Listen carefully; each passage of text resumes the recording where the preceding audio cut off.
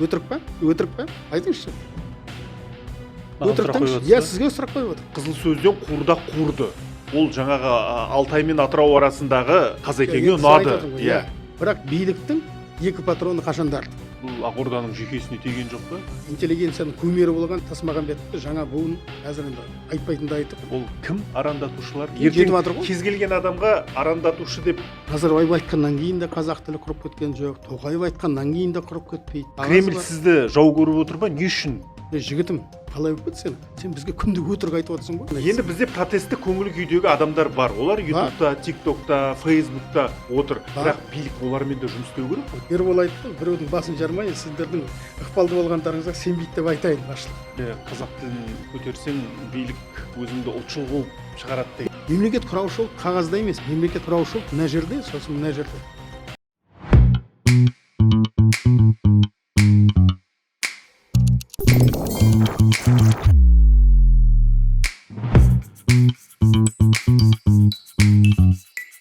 Бұл Ербол Сейілханның YouTube арнасы. Алдымен арнамызға жазылып, лайк басып, пікір білдіріңіздер және арнамыздың қоңырау түймешесін басуды ұмытпаңыздар. Себебі сіздерден қолдау керек және молдау керек. Ал бүгін Сейілханның студиясында қонақта мәжіліс депутаты Айдос Сарым. Ассалаумағалейкум.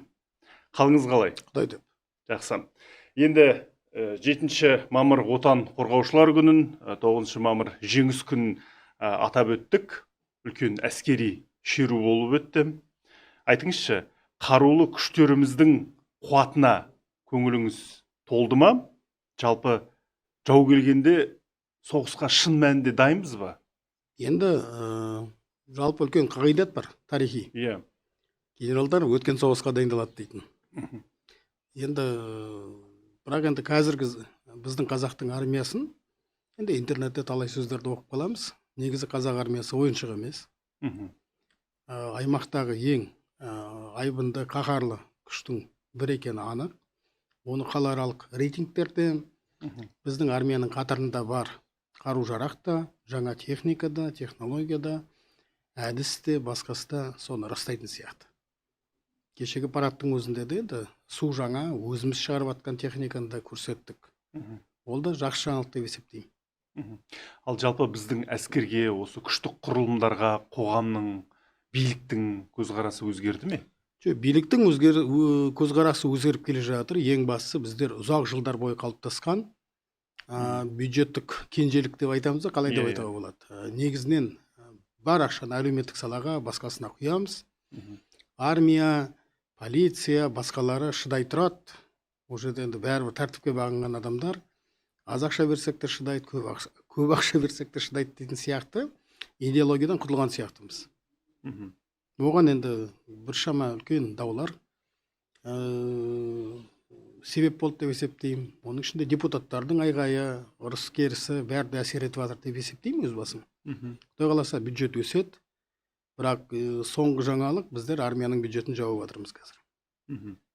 Армия өзінің қажетін қамтамасыз ететін қаражатты бөлуге тырысамыз, соған қандай қару-жарақ алады, кіммен қандай келісім шарт жасайды, басқа дейтін әңгімелерді жабық түрде ұстайтын боламыз.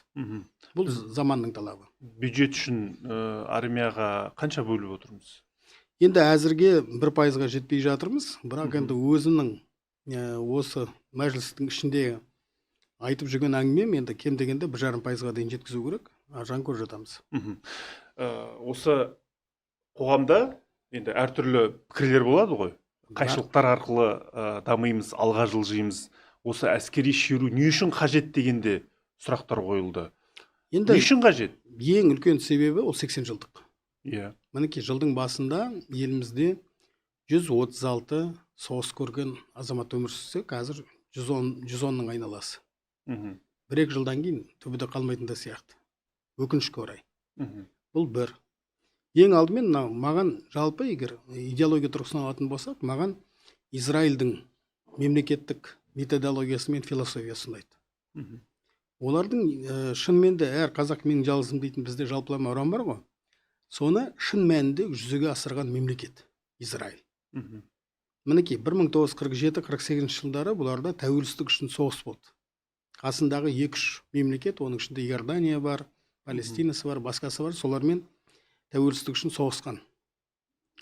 Сол кезде енді олардың армиясының ерекшелігі, олар әйелдерді соғысқа шақырады, үйретеді. Сол қазір аты есімнен шығып қалды, бірақ 2012-13 жылдар ау деймін, бір күрделі қазба жұмыстарын жасап жатқан кезде бір адамның сүйегі шығады. Соны анализге, геномдық басқа анализге жіберіп, соны шығарғаннан кейін дәлелдепті.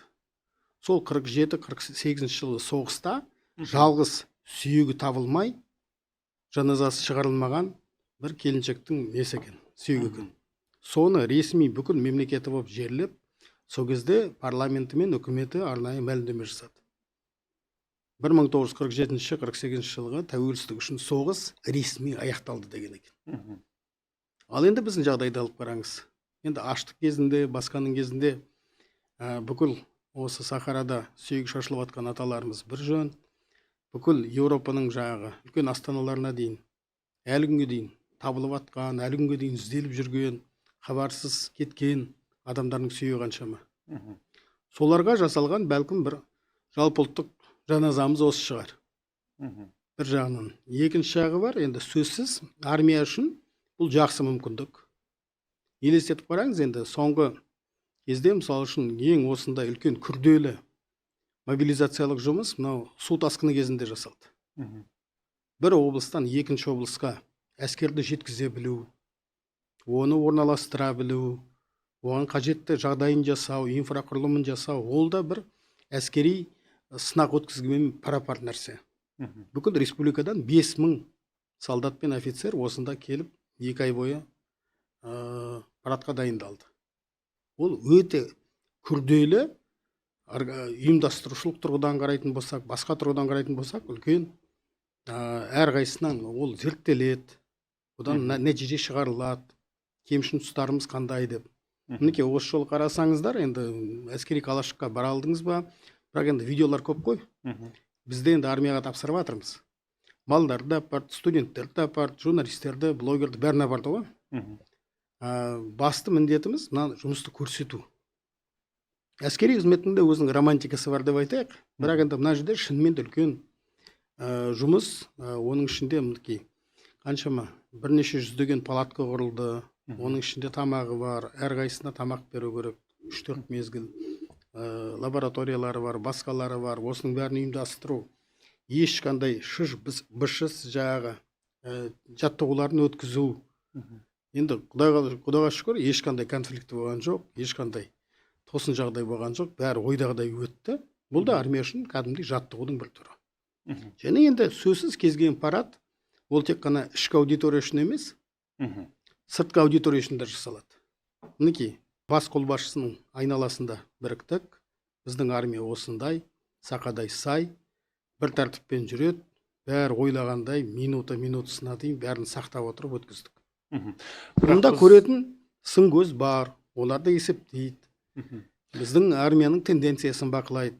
Және енді армияның ең үлкен жарнамасы ғой. 17 жылдан бері бізде парад болған жоқ. Енді әскеріміз қуатты қару-жарақтың түр-түрін, техниканың сан түрін шығарып жатырмыз дегенімізбен.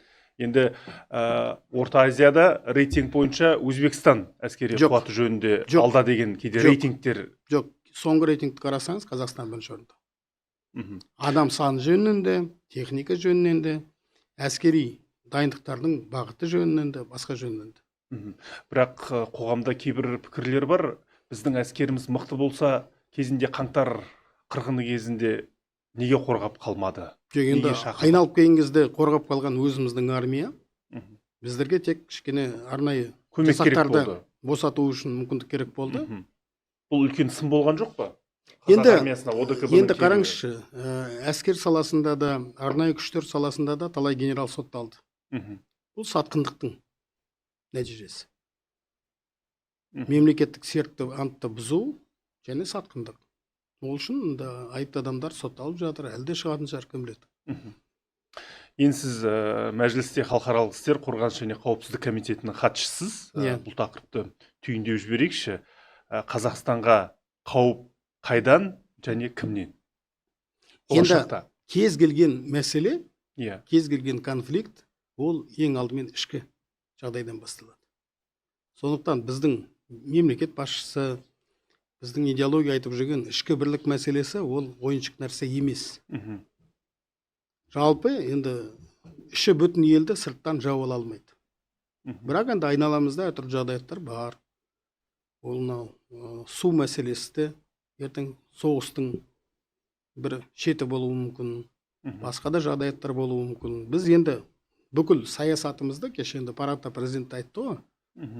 Енді анау дүлей соғыстан өткен халықпыз, ешқандай соғысты біздің басымызға, пешенемізге жазбай қойсын.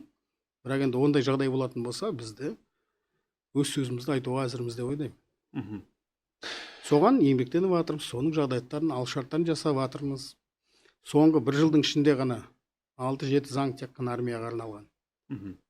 Аймақтық қорғаныс бар, резервтегі қызмет бар, әскери патриоттық тәрбие дейтін заң шығайын деп жатыр. Енді қазір біздің отырайын деп жатқанымыз ол әскерлердің әлеуметтік мәселелері. 16-17 жылдары өкінішке орай осы кезге дейін келген көптеген әскерилердің әлеуметтік төлемдері жойылып кеткен. Бәрін емес енді әрине, бірақ біразын орнына келтіруге, толтыруға мүмкіндіктер бар. Және заманауи институттарды қосу, сақтандыру дейтін мәселе. Қазір мысалы үшін енді әр армияда, кез келген армияда, ең озық деген армиясының өзінде солдаттар мерт болып жатады, танкінің астына құлап кетіп жататын жағдай болады, бір-бірін атып қоятын жағдай болады, әртүрлі жағдай бар. Бірақ соның сақтандыруын мысалы үшін жекеменшік нарық жүргізеді. Яғни сақтандыру компаниялары адамның өмірін сақтандырады ғой. Сол сияқты мүмкіндіктер беру керек шығар бәлкім. Басқа да қаржылық институттар бар, инструменттер бар. Қазірдің өзінде көптеген дүниелер іске асып жатыр ғой. Сол сияқты да бәлкім заманауи нарықтық дүниені қарау керек шығар. Тек қана бюджетке ғана бәрін іле бермей. Енді қазір армияны мына TikTok әлеуметтік желісінде жиі жарнамалап жатыр. Бірақ мен қараймын сол видеоларды. Көп жағдайда демей ақ қояйын, енді әскермен қоштасатын кезде айтылатын бұйрықтардың бәрі орыс тілінде. Білмедім, енді өз басым талай бөлімшелерде болып жүрмін, талай шараларын өткізіп жүрміз. Басқасында боламыз, әртүрлі аймақтық дәрежедегі дүниелер болады. Меніңше керісінше қазақ тілінің рөлі артып келе жатыр. Және егер кезден казармаға барсаңыз, оқылатын газеті 99% қазақ тілінде, кітапханасына солдаттар оқитын кітаптарға назар аударсаңыз, көбісі біздің Бауыржан бар, басқа бар, Әзілхан Нұршайықов бар, сол кісілердің кітаптар жатыр. Сондықтан армия орыс тілі деп айту қиын. Керісінше офицерлерге деген сұраныс артып жатыр. Жалпы енді контингентпен жұмыс істеу дейтін. Біз мінекей кезінде қабылданған психологтарға қатысты дүниелер, оның да нормативтері бар. Әр бөлімшеге, әр солдаттың басына белгілі бір психолог келіп тұру керек дейтін кезінде нормативтерді қабылдағанбыз. Қазір мысалы үшін барсаңыз, олардың тағы да қайталап айтады, 99% өзіміздің қазақ тілінде. Яғни армияға барып жатқанның өзі қазақ. Тіпті өзге этнос өкілдері болса да, олардың өзі біршама қазақ тілінде сөйлейтін азаматтар. Көбісі ауылдық аймақтан шыққандар. Кеше сіз Абай бауырымызға берген сұхбатында солтүстіктен армияға сарбаздар өте... Мен армияға деген жоқпын. Біздің қорғаныс министрлігіне қарасты жоғары оқу орындарына, яғни сержант пен офицерлерді дайындайтын азаматтардың санында кейбір жылдары кейбір облыстың азаматтары мүлдем жоқ деген дерек айтқан болады. Қалай болғанда да әр облысқа берілетін белгілі бір адамның санын алу басқа дейтін бар, енді бір жылдық қызмет қой. Бірақ негізі шын айту керек, бүгінгі күні және алдағы жылдары ол енді өмірдің фактісі көбіне көп осы біздің офицерлеріміз оңтүстік аймақтардан шыққан азаматтар және орталық Қазақстаннан шыққан азаматтар болады. Неге? Өйткені сол жақтың азаматтары өзінің балаларын әскери колледждерге, әскери институттарға жіберіп жатыр. Енді бізде өткенде ішімізде үлкен талқылау болды. Онда да барлық мектептерге, қазір енді Құдайға шүкір, енді желісі кішкене дамып келе жатыр ғой, әскери патриоттық тәрбиенің. Заң қабылдағаннан кейін бюджеттікті қаржыландыру болады, басқасы да болады. Әр аймақта кем дегенде бір аймақтық қорғаныс бригадасы құрылып жатыр. Бригада дейтініміз 3000-нан 5000 адамға дейінгі әскери қосын.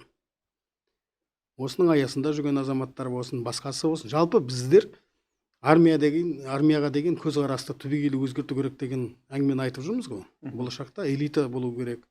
Ал мысалы үшін әскери колледждер мен әскери институттарға біздің талаптарымыз өте әлсіз. 62 балмен өтіп атқан балалар бар.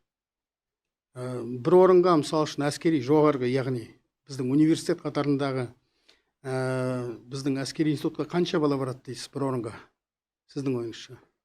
Бір орынға? Иә. Конкурс қандай деп ойлайсыз?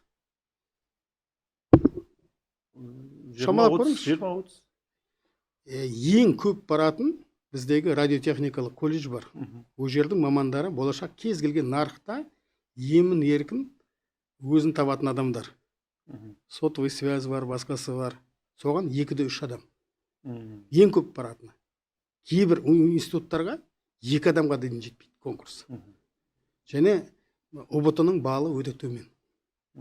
Ал енді заман күрделеніп баратыр. Қазір енді офицер дегенің ол тек қана автоматпен немесе күрекпен ғана жүгіретін адам емес. Оған кем дегенде радиотехникадан хабар болу керек. Мынау робототехникадан аз-маз хабары болу керек. Дрон ұшыра білу керек. Компьютердің тілін білу керек. Дейтін сияқты талаптарды ескеретін болсақ, болашақта армияның офицері шын мәніндегі өмірлік жағдайдағы қарапайым еңбек нарығындағы инженердің дәрежесінде ойлана алатын офицерлер бізге ауадай қажет. Өкінішке орай ол талапқа біз әлі сай емеспіз. Сондықтан енді бүкіл біздің білім жүйесіне көп сын айтылып жатыр. Әр мектепте мысалы үшін қазір техникалық қауіпсіздік және әскери дайындық дейтін сыныптар бар. Сабақтар бар. Яғни баланың бәрі содан өтеді. Әр мектепте енді бірнеше сыныптың баласын біріктірген жас сарбаз сыныптары бар. Негізінен армияға барып атқандардың да кем дегенде жартысы сол жақтан шығып жатыр. Жоғарғы оқу орындарына полиция болам, әскер болам, басқа болам дейтіннің де біраз сол жақтан шығып жатыр. Енді армияға бару ол кез келген азаматтың конституциялық міндеті. Бірақ барған баланы қорғау ол мемлекеттің де міндеті. Бірақ өкінішке орай мына әскердегі суицид, әскердің кешіріңізші, әскердегі суицид көлеңке түсіріп отыр. Өмірдегі суицидтен кем. Армиядағы қылмыстың саны жыл санап азайып келе жатыр. Мен өткенде бір сұхбатымда айттым, ең басты үлкен жаңалығымыз біздің Қазақстанда болып жатқан адамның құны артып келе жатыр. Адамға сұраныс дейтін, адамның сұрауы дейтін әңгімелер көбейіп келе жатыр. Я? Енді біз баланы қойша өсіріп атқан жоқпыз ғой. Әр ата-ананың өзінің талабы бар, басқасы бар. Ол бір жағы. Мен сізге қайталап айтайын. Кез келген армияда суицид бар. Кез келген армияда. Басты мәселе ол зерттелуі керек. Ол анық қанығы жету керек. Бірақ біздің армия ол Марстан келген адамдар емес. Біздің армия қоғамның түп-түгел айнасы. Қоғамда не бар? Армияда сол бар. Және ол жерде көбіне көп 18 бен 23-тің арасындағы жас жігіттер, қыздар болғаннан кейін кейбір кезде жағдайлар болып жатады. Бірақ қаперіңізде болсын, тағы да қайталап айтқым келеді. Біздің армиядағы суицид саны кез келген әлемнің армиядан артық та емес, кем де емес шығар. Құдайға шүкір, енді көптеген механизмдер қабылдап жатырмыз. Психологта айттым. Қазір ойынханаға, басқаға баруға тыйым салып жатырмыз, тікелей басқасы. Кредиттен арылтып жатырмыз, тазалап жатырмыз. Оның бәрі түбі нәтижесін береді. Ең бастысы біздер қазір мысалы үшін 39 университетпен келісімшарт жасадық. Бір жыл контрактымен барған әскер өзі таңдауымен кез келген университетке тегін түсе алады дейді. Өткен жылы 1,5 мың адам, қазір 2 мыңға дейін, 2,5-ға дейін барады. Соны сұрап жатырмыз. Армияға барған алдында ректорлар қорыққаны да бар. Бізге қандай бала келеді, ол тентек болмай ма, басқа болмай ма деп. Керісінше. Яғни армиядан шыққан балалардың тәрбиесі жақсы, мотивациясы өте жоғары, сабағынан қалмайды, емтихандарын уақытылы тапсырады, басқа дейтін сияқты толығымен бүкіл ректорлардан бәрінен хат алдық. Оның пайдалы инструмент екен, жалпы ол бізде ғана біздің ойлап тапқанымыз емес қой. Көптеген елде осындай лифті бар. Әлеуметтік лифт. сенің керемет өзіңде де ата анаңда да көп ақшаң жоқ, басқаң жоқ, бірақ армиядағы бір жыл өтілің саған болашаққа әлеуметтік есіктерді ашатын дүние болсын деген. Түсінікті. Енді біздің сұхбатымыз 9 мамырдан кейін шығады. Енді 9 мамырда Ресейде үлкен жеңістің 80 жылдығына орай үлкен әскери шеру өтті. Кремль бұл шеруді өзінің идеологиясында, пропагандалық саясатында жақсы шебер пайдаланатын біз білеміз. Украинада сол шерудің алдында дрондармен шабуыл үдете түсті. Енді бұл шеруге Қазақстан президенті Қасым-Жомарт Тоқаев та барды. Тоқаевтың осы әскери шеруге барғаны дұрыс болды ма? Бармағанда не болатын еді? Меніңше барған дұрыс. Одан мемлекетті тұқырту, немесе билікті тұқырту дейтін сияқты бір әрекеттерді көріп отырмыз. Бірақ шын мәнінде енді қарапайым ғана басқа тілмен айтып көрейікші. Мысалы үшін сіз этаж үйде тұрып жатсыз дейікші. Сіз этаж үйіңізде белгілі бір тұрғынның саны бар, пәтердің саны бар, солай ғой. Біздің кеңістік, Еуразия дейміз, басқа дейміз, ол да белгілі бір мемлекеттен тұратын кеңістік. Біздің мәселеміз шешу үшін көршілерімнің бәрімен дос емес шығарым, біреуін ұнатпайтын шығарым, біреумен ұрысып қойған шығарым, басқа еттім. Бірақ егер біздің үйдің мәселесін шешкіміз келетін болса, мен Алматыға бармаймын, мен жаңағы Бакуға бармаймын, мен өзім ауламда мәселені шешемін. Ауылдың да мәселесі солай. Ауылда арық жүргізу керек, су өткізу керек, басқа айтатын болсақ, ауылдың ішінде шешеміз ғой. Бұл да сол сияқты не.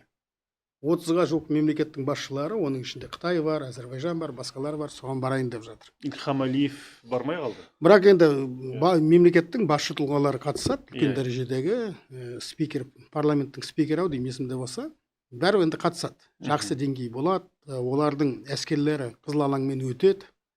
Әзербайжанның десантшылар шығып баратыр деген ақпаратты көрген. Қазір жаттығуларын өткізіп жатыр. Бұның қай жері қылмыс? Біз өзіміздің мәселемізді өзіміз шешіп жатырмыз. Біз осы соңғы кездері 3 жылда көзіміз жеткен нәрсе, ешбір мемлекет өзге мемлекеттің жағдайын ойламайды, оған жаны ашымайды, керек болса кез келген уақытта сатып кете салады. Сондықтан өзіміздің мәселемізді өзіміз шешуге мәжбүрміз, және өзімізді шешіп келе жатырмыз. Сондықтан Ресей туралы Қазақстанның жарты халқы не ойласа, оны ойласын. Біздің белсенді блогерлер не айтса, оны айтсын. Бірақ Ресей біздің үлкен көршіміз. 7,5 мың ортақ шекарамыз бар. Миллиондаған азаматымыз Ресеймен бейбіт өмірді қалайды. Ресейден сауда жасап жүр, контрабандамен бензин сатып жүр, басқа етіп жүр, баласын оқытып жатыр. Ар жағында бетте туыстары бар, ағайыны бар. Кем дегенде айтып отырмын, Қазақстанның енді 1/3 экономикалық әлеуеті Ресеймен саудаға тікелей қатысты. Бұрын мысалы үшін біздің басты инвесторлар ақш пен Голландия болатын болса, қазір мысалы үшін Ресей алғашқы қатарға шығып жатыр. Оны қайда жібереміз?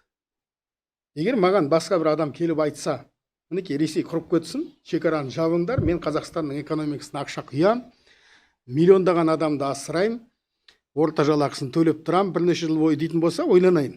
Бірақ басқа жағдай, ондай жағдай жоқ болғандықтан, біз өзіміздің шаруамызды өзіміз шешеміз. Украин болсын, еуропалықтар болсын, басқалар болсын, іші күйіп кетсе де, біз өзіміздің шаруамызды өзіміз шешеміз. Біз енді Ресей, Европамен шекара емеспіз, христиан мемлекеті емеспіз. Біздің жағдайға елестетіп қараңызшы. Осындай жағдай біздің басымызға түссе, қол ұшын созатын кім бар? Түркия алыста. Түркия алыста, олар көмектесер, олар араласар, Қытай араласар, басқа етер. Бізді осы бейбіт қатынастардың, осы күрделі әңгімелердің, кешегі мысалы үшін Вьетнамның үлкен делегациясы келіп парадқа қатысуы бекерден бекер емес. Бәрінде есебі бар. Сондықтан біз өзіміздің алаңымызда, өзіміздің аймағымызда Ресей шешуші фактор ма? Өтірік емес қой. Әрі мұнайымыздың 80% тасымалданып жатқан сол құбырдың сұрақтан кілті өтіп отыр. жатыр. Иә. Бір күнде жауап тастаса не боламыз? Сондықтан осының бәрін ескеру керек. Әңгіме айту жақсы, бөтен елге, бөтен халыққа жан ашығаның жақсы, дұрыс шығар. гуманистпіз басқамыз дегендей, бірақ саясат кейбір әсіре гуманистер айтқандай өте бір биязы иманды дүние емес. Өкінішке орай бұл енді орысша айтқан кезде очень циничный бизнес, очень циничная политика. Әрі Ресейді чемоданға салып жүктеп көшіріп жібере алмайсың ешқайда. Өзіміз де кете алмаймыз, Оларды оларды да көшіре алмаймыз. Кремльді қоршап өртейін деп жатқан жауды да көрген жоқпын әзірге. Соңғы есімде болса Наполеон шығар, тоқтамыстан кейін Кремльді өртеген поляктар болды. 2 ғасырдан кейін, сосын 2 ғасырдан кейін Наполеон. 2 ғасыр сайын айтып бір жаулап жатқан кезі бар екен, бірақ жақын арада мен білсем ондай жауды көріп жатқан жоқ. Украинадағы соғыста Ресейді шатқаяқтата алған жоқ. Енді әсері болды, бірақ жоқ, енді біз анау кейбір енді бір айтыр өзіміз бір сенгіміз келетін ақпаратқа сенетін адамдар бар. Иә. Әйтпесе, енді оның манипуляция екенін білеміз ғой. Міне Ресей арғыны қирайды екен. Енді қирайды дегеннің өзіне 3 жылдан астам уақыт өтті ғой. Иә, мінекей ойбай санкция дейді, басқа дейді. Бұл ұзақ мерзім санкциялар. Мен білетін мықты сарапшылар, мен білетін саясаткерлер айтады. Бұл ондаған жылдарға созылатын конфликт. Тіпті соғыстың ашық, қызу фазасы аяқталған күннің өзінде сыртындағы қырғиқабақ соғыс басқа тоқтай қоймайды. Яғни біздер өзімізді әлі ондаған жыл бойы Ресей мен батыстың арасында, Ресей мен басқа бір мемлекеттің арасында қайшылықтар ешқайда жойылып жоғалып кетпейді. Соған дайын болуымыз керек. Сондықтан біз Каспийден өтетін жолды жасақтап жатырмыз, сол жаққа танкер салайын деп жатырмыз, басқасын жасайын деп жатырмыз, әйтеуір жол іздеп жатырмыз. Сондықтан Қытаймен де жақсы болуымыз керек. О жаққа шығатын кемеміз бар, жолымыз бар, темір жолымыз бар.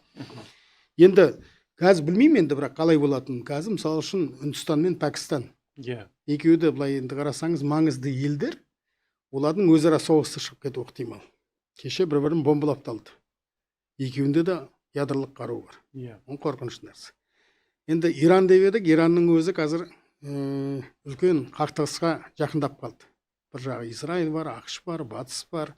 Ядролық компоненттерін қалай дамытамыз, басқа етеміз деген мәселемен, мысалы үшін Израиль немесе батыс онымен өлсе де келіспейді. Бірақ баяғыда Брент Сколкрофт дейтін ақштың үлкен саясаткері, осы қорғаныс саласында болған қауіпсіздік кеңесінің хатшысы болды айтқан кезде, біздің тілмен айтсақ. Сол айтыпты. Мен ирандық болсам дейді. Мынадай жаудың арасында отырып, ядролық қару жасағаннан басқа ештеңемен айналыспас едім дейді. Өйткені араб елдерімен жақсы емес, басқалардың жанында ақырындап Сирияға басқасына аузын салды, оның өзі ұзаққа бармай ма бір құдай біледі. Хамасты, басқаны, Ливандағы қаржыландырды, үйтті бүйтті, бірақ енді өзінің экономикасы опық жеп жатыр. Енді 79 жылдан бері санкцияның астында жүрген мемлекет қой. Ал Ресейге келетін болсақ, батыстың санкциялары орыстың 95% халқына ешқандай әсер етіп жатқан жоқ. Осыдан 30 жыл бұрын қалай өмір сүрді, солай өмір сүріп келе жатыр. Картовы, наны болса болды, айфонның да керек жоқ, басқаның да керек жоқ. Өзімен өзі айтыр, өзінің арманына, қиялына өзі сеніп жүрген мемлекет, халық. Сондықтан мен айтып отырмын, тағы да бүкіл Ресейдің қашанда ішкі мәселесі, соғысы, басқасы тікелей ішкі мәселеге бағынышты болған. Меніңше бүгінгі енді Ресей халқының енді кем дегенде 75-80% мемлекеттің басшылары жасап жатқан саясатты үзілді кесілді қолдап отыр. Үзілді кесілді қолдап отыр. Былай қарасаңыз, күнде бірнеше шақырымға жылжып та жатқан сияқты. Өткенде бір деректерді оқып қалдым. Осындай темппен жалғаса беретін болса, 56 жыл керек пе, қанша жыл деген сияқты бір деректер шыққан. Түгелдей Украинаны жаулап алу үшін дегендей. Ол енді жарайды. Ғалымдардың ермегі ғой. Бірақ енді шындап келетін болса, ойсырап ұтылып жатқан Ресейді мен көріп жатқан жоқ. Түсінікті. Енді Айдос аға, Ресей демекші, сізді осы елдің аумағына кіруге тыйым салды деген ақпарат жақында тағы шықты. 20 жылдан бері. Тағы да бір адамдар қосылған болу керек, Кремль сізді жау көріп отыр ба? Не үшін? Енді жау санап отқан болар. Енді кезінде айтқанымыз бар. саясатына араласқанымыз бар. Ресейдегі тәуелсіздік үшін күрескен кейбір этностарға көмегіміз бар. Соның бәрін есептелген шығар, енді айтылған, жазылған дегендей. Мен мысалы үшін барып, менің ренішім жоқ. Ресейге менің ренішім жоқ. Бірақ жұмысымызға теріс әсер етіп жатқаны анық. Мен сол Госдуманың біраз депутатымен араласам жұмыс бойынша. Біздің бірнеше азаматтың тұтқында жатқан солардың оралуына, басқасына бірге еңбектеніп жатырмыз. Бірақ мен ол жаққа бара алмаймын. Бірақ осында келіп жатса, кездесеміз, сөйлесеміз, шаруа жасап жатырмыз. Соңғы рет Ресейде қашан болдыңыз? Есімде осы 2006 жылы. Одан кейін барған жоқсыз? Жоқ, кешіріңіз. 2010-дары Татарстан, Башқұртстан деп аралағаным бар, содан кейін болған жоқ. Сол түркі елдерін аралағаннан кейін бір қара тізімге ендіңіз ғой? Ондай да бар шығар. Енді ол жақтың ұлтшыл деген азаматтарының көбісі жолдастарым, әлі күнге дейін араласамыз. Сол жақтан шыққан дүниелеріме деп өзім топшылаймын. Бірақ сіз Ресейге қатысты, Кремльдің саясатына қатысты қазір бір сыни енді мен мәлімдемелер жасап жүрген жоқсыз ғой? Менің қызметім екі елді бір-біріне жау етуге қайшы қызмет. Енді бір жағынан біз парламенттік дипломатия деп айтамыз өзіміз. Мен тіпті жау елдің өзімен жақсы қарым-қатынаста болғанымызды қалаймын. Барынша көп көпірдің болғанын қалаймын, барынша көп түсініктің болғанын қалаймын да. Енді қазір сіз биліктесіз, мына қара тізімнен шығарыңдар. Ондай жұмыстар жасалып жатыр. Кірейін деген... Жоқ, енді өз басым ондай айта алмаймын. Енді ол үшін біздің сыртқы істер министрлігі бар. Жоқ, сондай ұсыныспен шыққан жоқсыз ба? Жоқ, енді менің білетінім, біздің дипломаттар, біздің жаңағы басшылар ондай жұмыспен айналысып жатыр.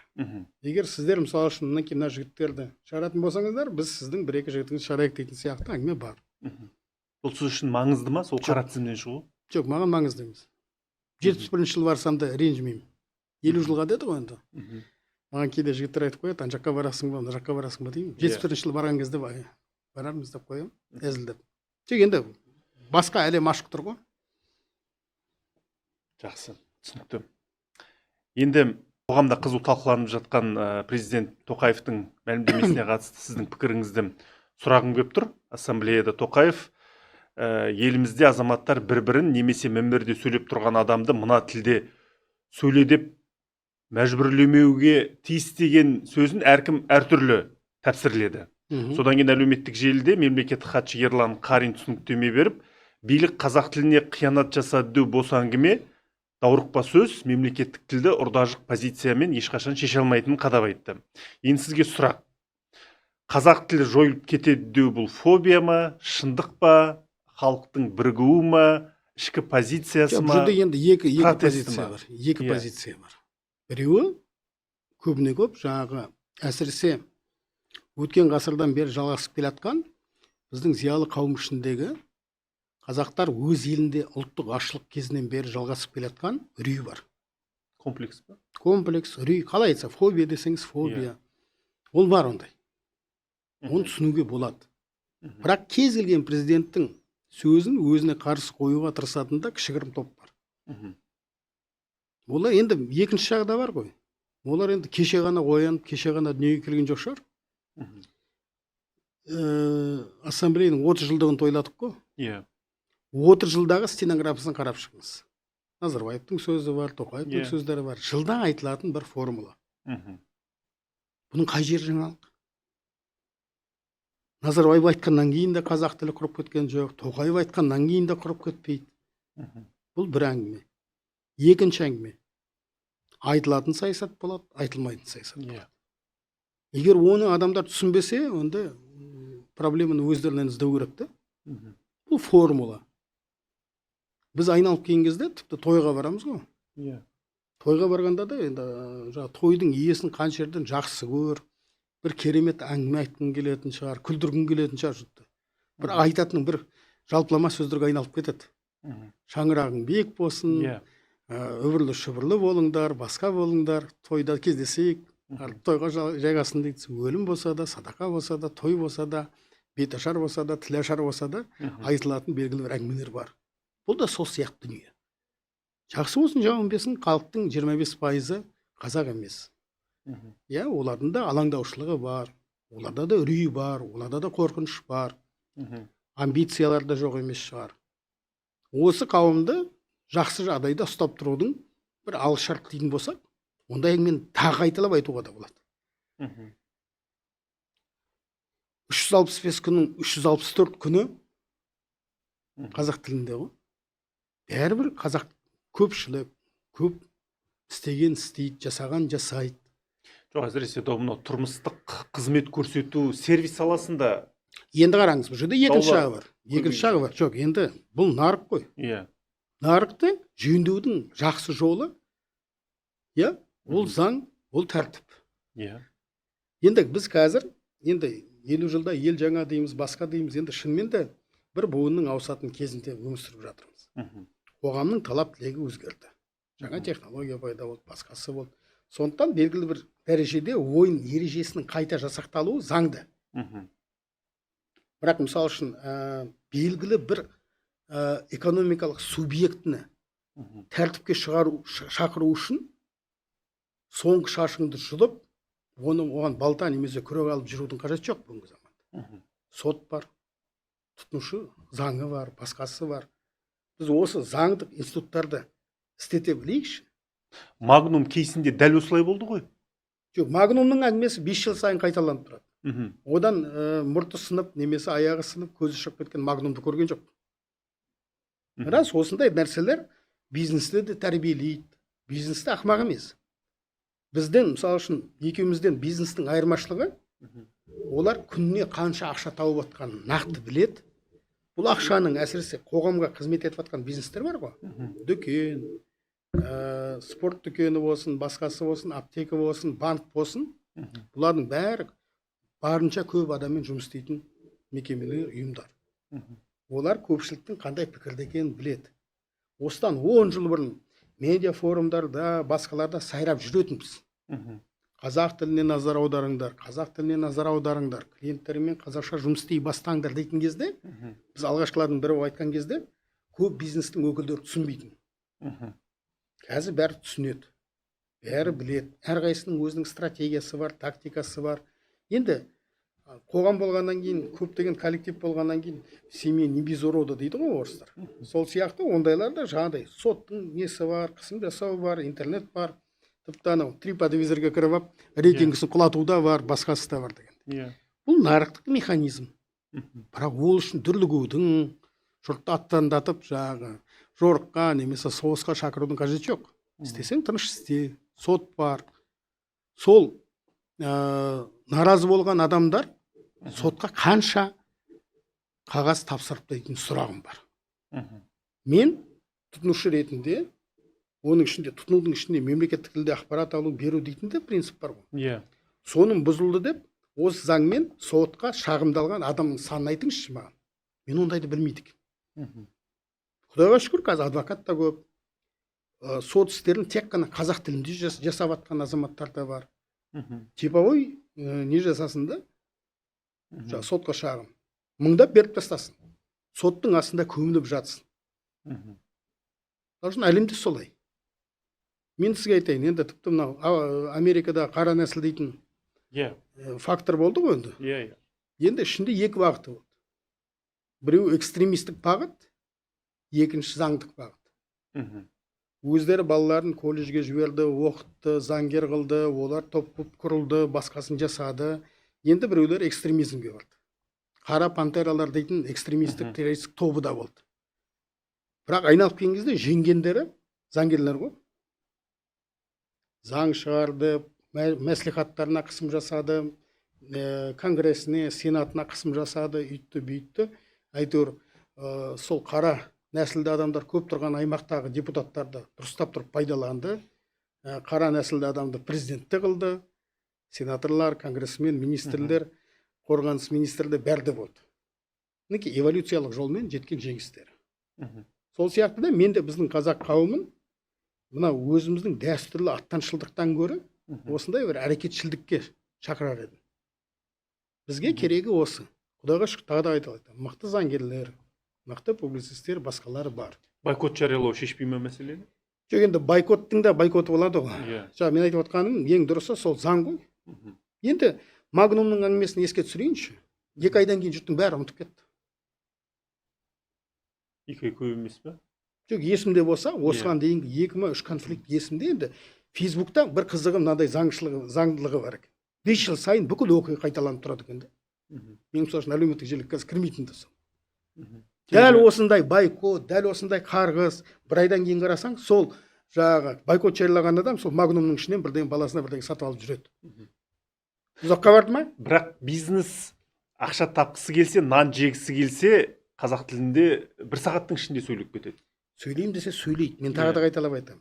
Бір айдан кейін ұмытылатын. Жалпы біз енді жаңалықтың ұзақ өмір сүрмейтін заманда өмір сүріп жатырмыз ғой.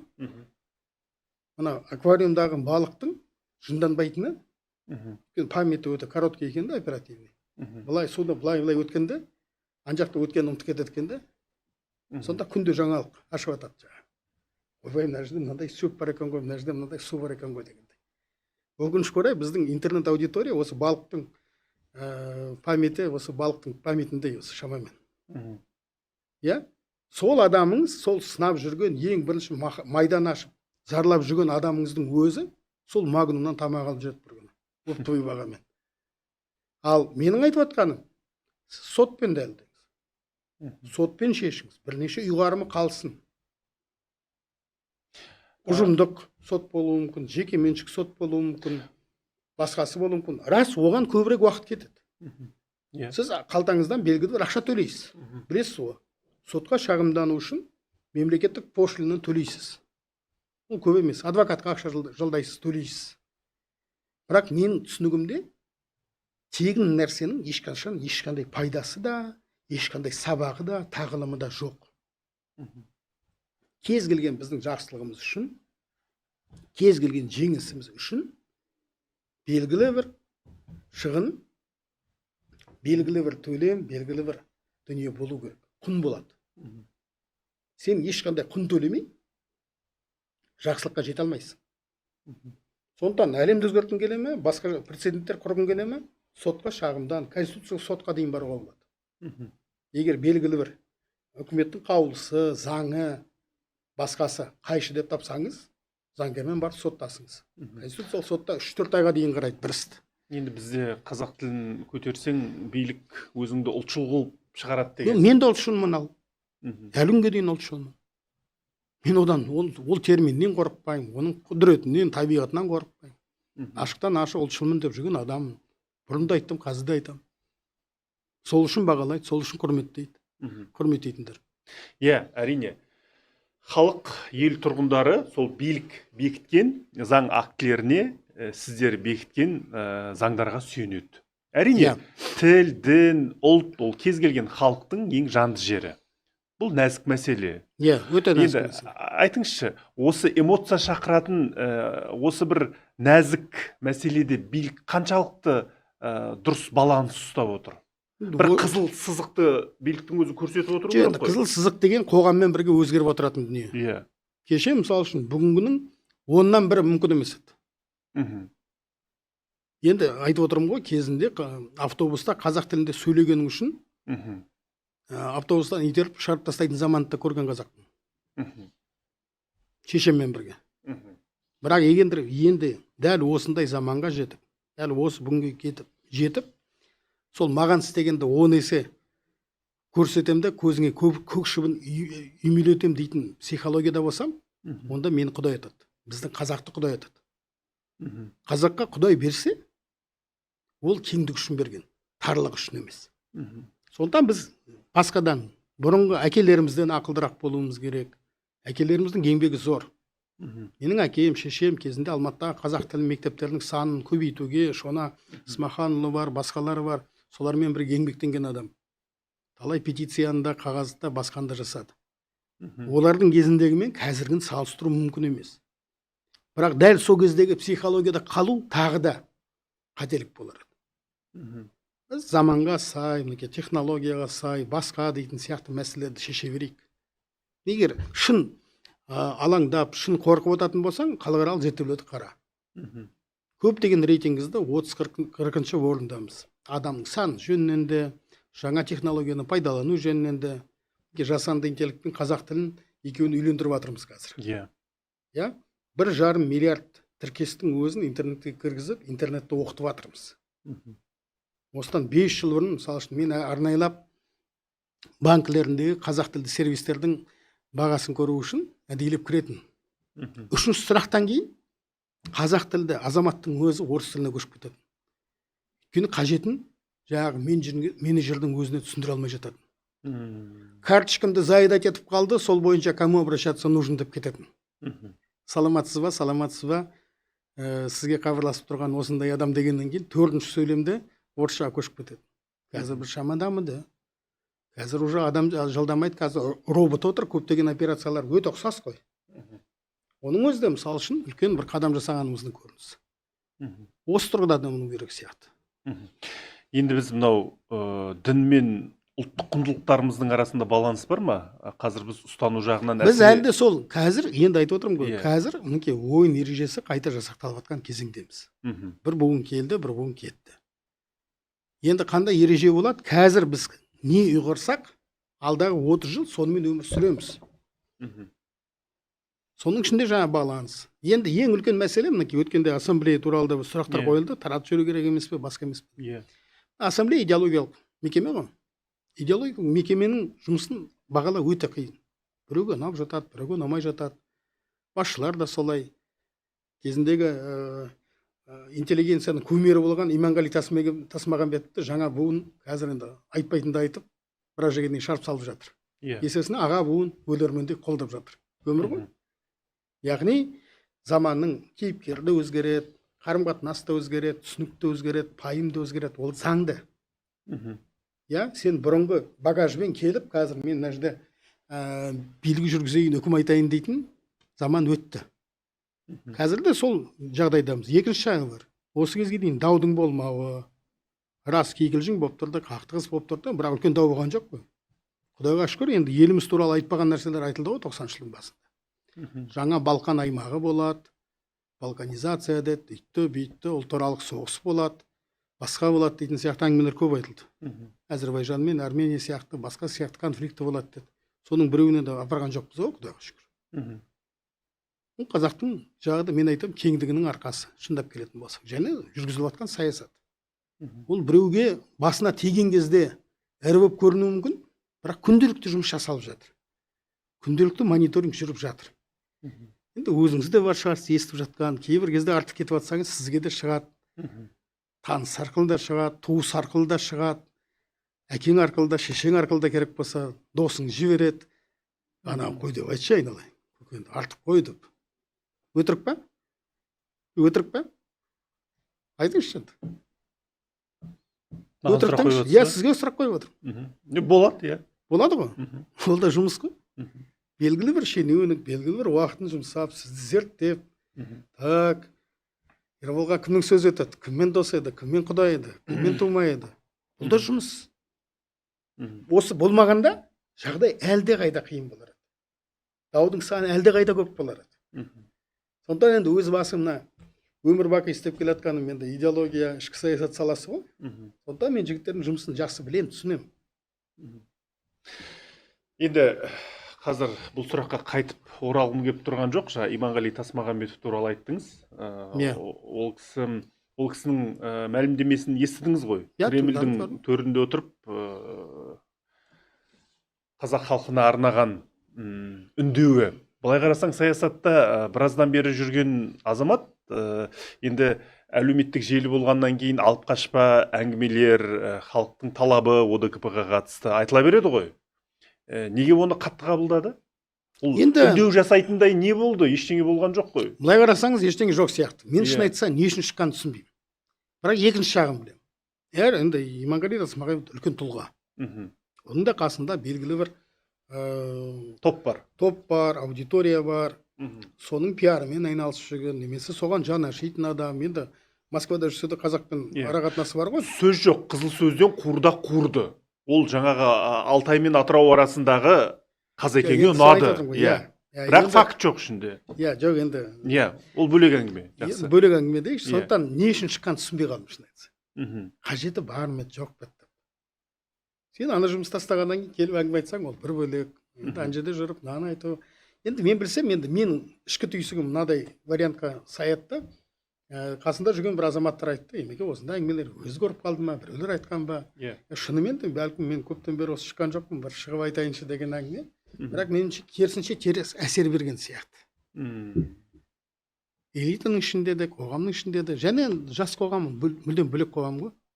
Өткенде бір кісілермен кездескенде де айттым, қазір енді шыны керек, Әкежан Қажыгелдин, Ғалымжан, басқа деген азаматтар жұрт білмейді, жастар білмейді.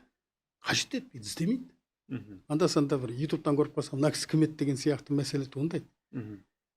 Үнемі қатарда болмағаннан кейін, сыртта жүргеннен кейін бәрібір белгілі бір идеялық па, ақпараттық па бір вакуум пайда болады екен.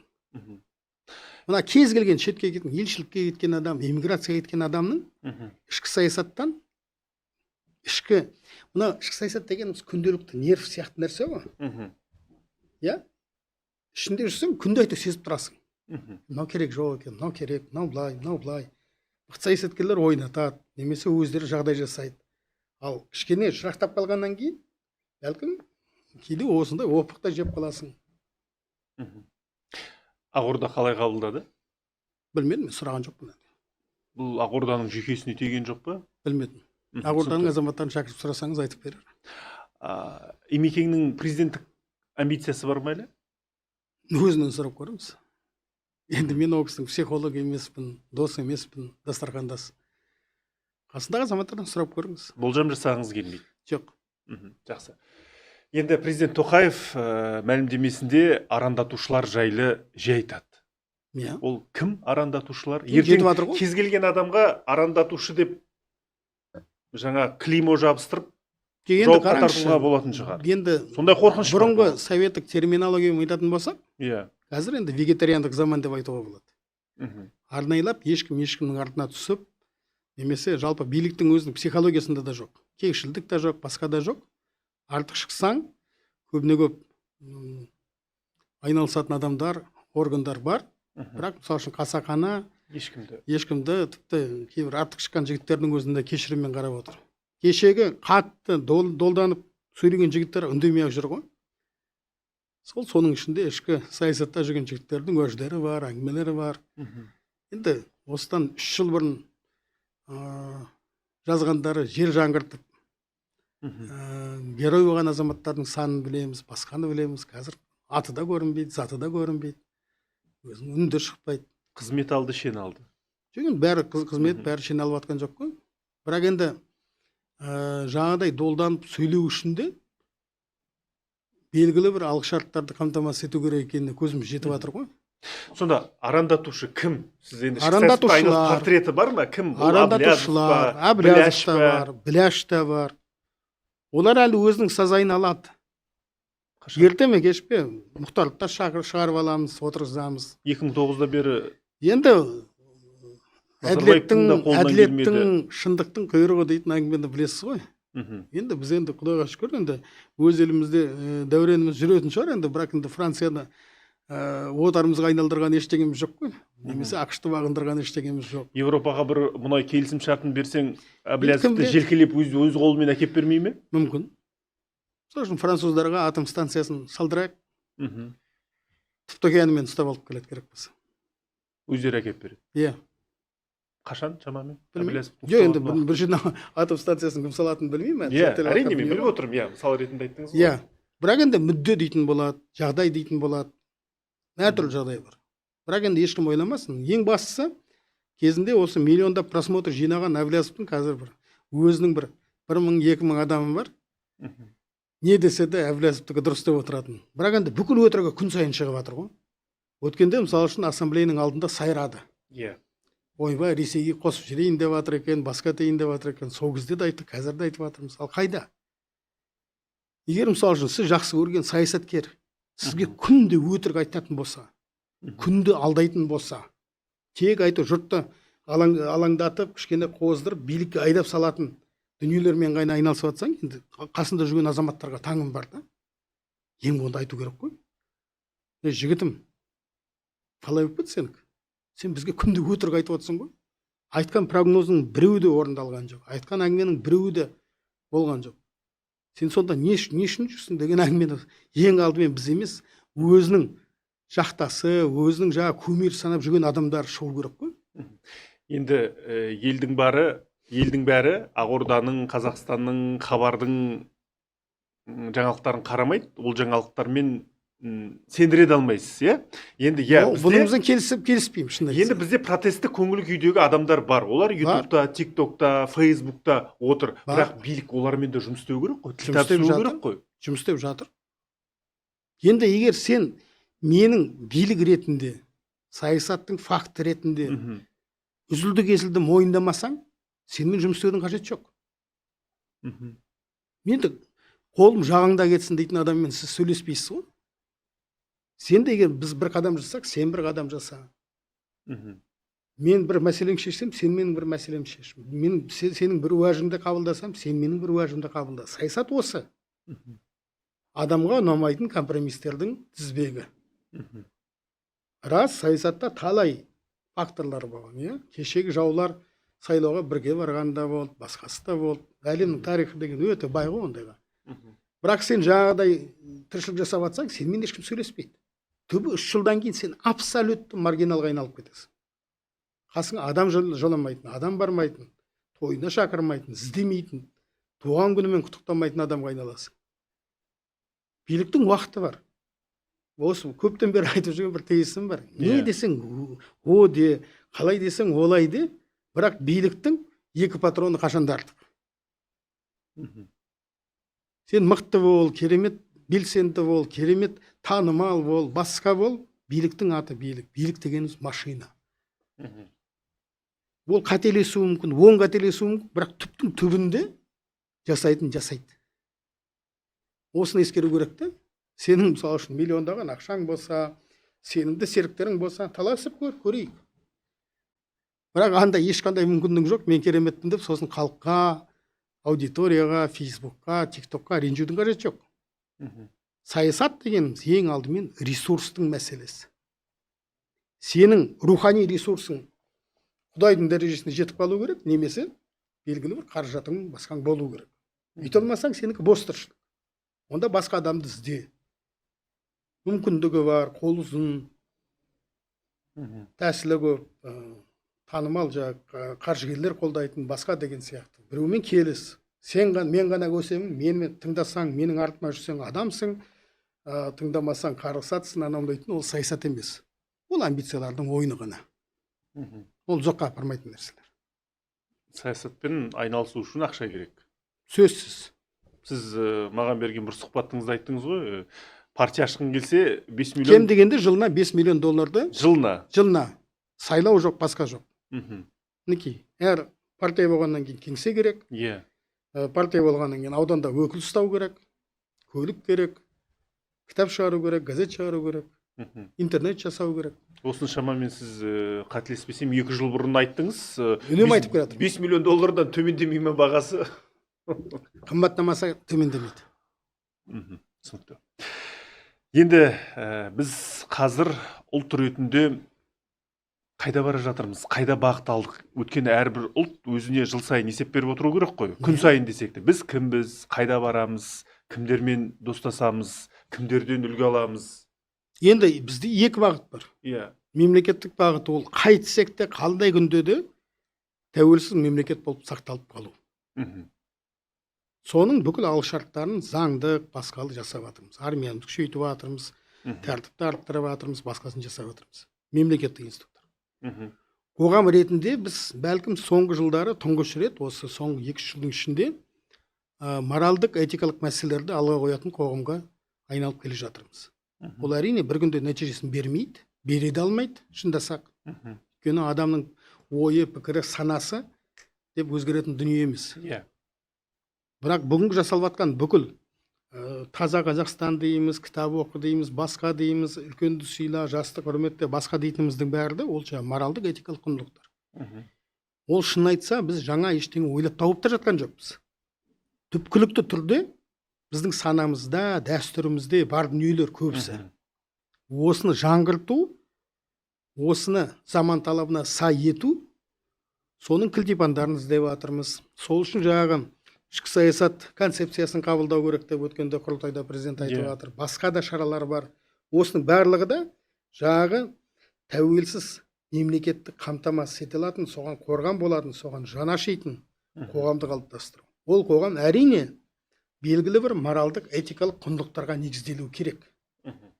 Пара бермейтін, адал жүретін, ағайынға, басқасына жаны ашитын, мемлекетке жаны ашитын, тазалығын сақтайтын, басқа деген сияқты. Заң мен тәртіпте идеологиялық концепция ғой. Енді ондай идеологиялық науқандардан кейін пара беру, жемқорлық әлі тыйылған жоқ қой. Бізде әлі қазір бір шенеунік министр істі болса, оны ақтайтын адамдар шығады. Мысал үшін, сіз мысал үшін қазір, мінекей, Ербол алтта жүзуден әлем чемпионы болғысы келді дейікші. Ана 10 000 сағаттың заңы дейтінді білесіз ба? Белгілі бір салада музыка ойнау үшін де, пианиноны меңгеру үшін де, шет тілін емін-еркін сөйлеу үшін де кем дегенде адам 10 000 сағатын сарп ету керек қой. Жекелеген адам ғана. Біз қазір енді шын айту керек, енді 10 000 сағатымыз әлі өткен жоқ. Шындаса өзімізді әлі 200-дік қоғамбыз. Шынын айтайықшы. Қай жағынан? Қай жағынан қарасаңыз да. Мінекей біздің ағайындарымыз бар. Жемқор ма, бірақ оның туған күніне барып құттықтаймыз, тойда күтіп отырамыз. Баласын соңын кестіреді. Баласын соңын кестіреміз, басқасын жасаймыз. Бізде әлі, мен енді талай айтқаным бар, ол шындық. Қазақ әлі жемқорлықтан шаршап кеткен жоқ. Өзіне пайда келетін жемқорлықты қазақ қолдайды әлі күнге дейін.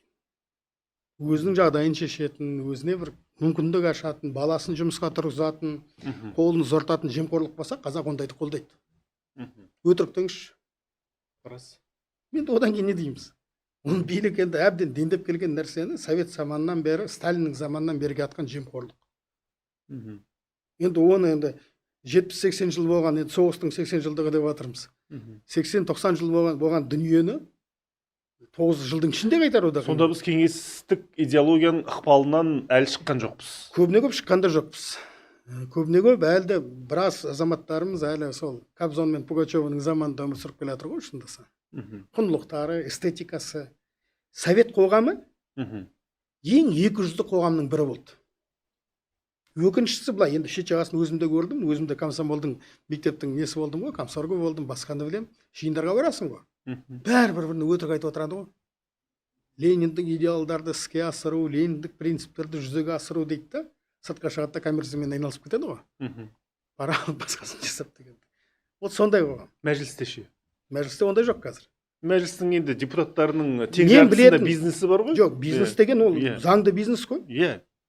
Мен айтып отқаным басқа. Сен айтып жүрген нәрсеңе имандай сенуің керексің ғой. Істеп жүрген жұмысыңа сенбегендіктен бүкіл қайшылық басталады. Бүкіл девальвация осыдан басталады. Мемлекеттік институттардың девальвациясы, басқасы айналып келген кезде қайда апарды? Қаңтарға апарды. Совет одағын ыдыратып жіберді. Осы 200-лік. Менің де қорқатыным осы. Сондықтан менің айтып жүргенім, қарапайым ғана мысал ретінде айтайын. Мінекей, мемлекеттік қызметкер болып табылатын 100 000 адам бар, ресми. Оның сыртында мемлекеттік сервистер бар. Сон, басқа деген сияқты. Мемлекеттік тоғылар бар, акционерлік қоғамдар бар. Осының бәрін қоссаң 200 000 ба? Бұған енді 500 000 мұғалімді қос. 700 000 адам Қазақстанда өзінің айтқанына сенсе, мемлекетке сенсе, оның ішінде Аманат партиясы бар, оның ішінде басқасы бар. Онда қоғам өзгереді. Бізде әлі күнге дейін мынадай фактор бар. Енді ол үшін біздің Аманаттың жаста рухы бар, басқасын бар, өлермендегі сынайын кейде. Мінекей өткенде бір қызық жағдай болды, енді өзімде күлген, бірақ енді өмірдің шындығы. Шымкент жақта белгілі бір мемлекеттік мекеменің басшысы жақында үлкен сөгіс алып, үлкен зерттеуден, тексеруден өткерген, сөйтсе қызметкерлерін шақырып, маған лайк басыңдар дейтін көрінеді. Болды. Лайк баспаған, не істеген үшін адамға артына түскен, қудалаған, ол сосын облыстың басшылары шыққан, олар айтқан, дисциплинаркаға салған, өйткен бүйткен, өзі сосын опық жеді. Қарасаң, абсурд қой. егер мен керемет өзім жұмысымды өзім сенімді жасап жатсам, маған өтірік лайк іздеудің не қажеті бар?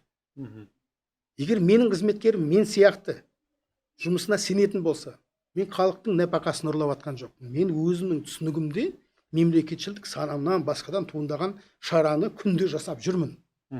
Шын айтайын сізге, мемлекеттік қызметтегі 99.9% адамдар, көбісі, абсолютті көпшілігі таза, жақсы, мемлекетшіл адамдар.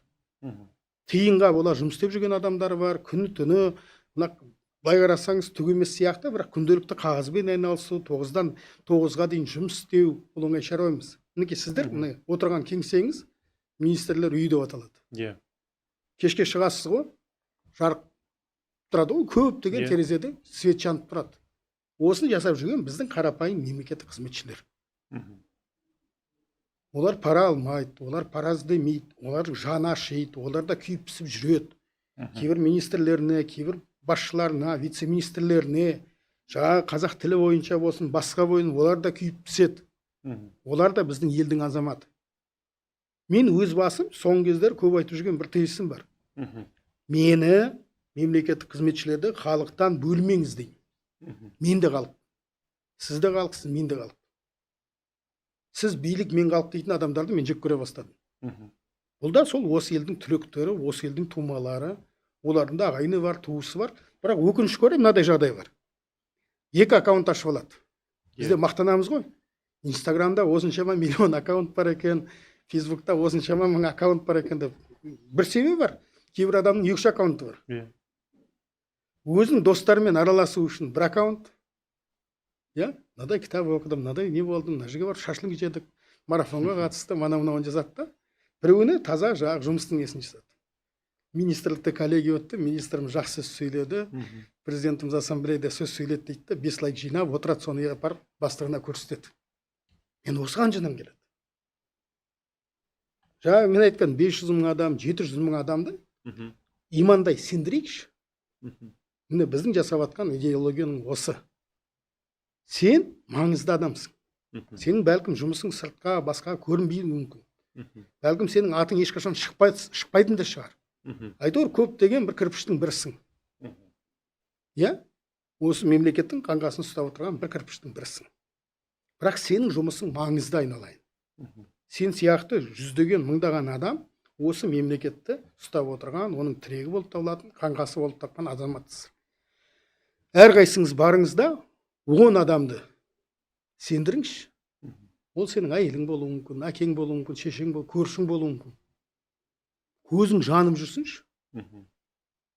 Саған қарап сырттан мақтанып отырсыншы. Ой, осы жігіттер молодец, осы қыздар молодец, көрдің бе, күн дүндемей жүреді байқұстар деп өзіміз сеніп отырайықшы. Біз қоғам тез өзгереді. Өкінішке орай осы екі жүзділігіміз өзімізге өзіміздің сенімнің жоқтығы, аздығы, бәлкім идеология саласындағы кемшіліктеріміз шығар, басқасы шығар. Кезінде анау томпақ жылдары үлкен бюджеттерге үйреніп алдық па? Енді шын айтайын, қазір енді кезген конференция өткізген кезде аппаратта типография ақша төлейді. 10 баннер жасап іліп қояды, басқасын жасайды. Бізде ондай ақша болған жоқ. Біз принтерден қанша 52-ші ма шрифтімен конференцияның атын бөлек басып алатын, бір бет бір әріп деп.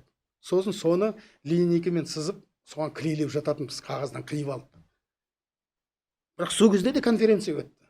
Сол кезде де жиналыс өтті. Бірақ шын, түні бойы отырасың да, ананы жасау үшін, қазақша, орысша конференцияның атын жасау үшін 2 пачка қағаз құртасың, ананың бәрін қию керек, оны ілу керек, адам шаршайды, қажиды. Бірақ таңертең түк болмағандай 8-ден бастап қонақтарды қарсы алып, конференцияны өткізіп жататынбыз. Дәл сондай конференция, дәл сол адамдар қатысты. Әдем болған жоқ шығар, сырттан көрсең, ерсілеу, басқалау көріну керек. Бірақ ең болмағанда соны көрген адамдар айтатын. Жігіттер молодцы, түні бойы істепсіңдер ғой. Осының атын жазып, несін қағаздарын таратып, бәрін үлгердіңдер ғой. Бюджет жоқ.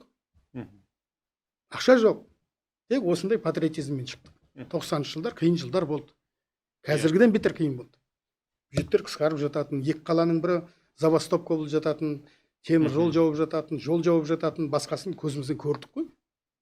Сол кезде ақшаның жоқтығы, ақшаның аздығы, бюджеттің 3 ай сайын кемуі бізді амалсыздан әр адаммен сөйлесу итермеледі.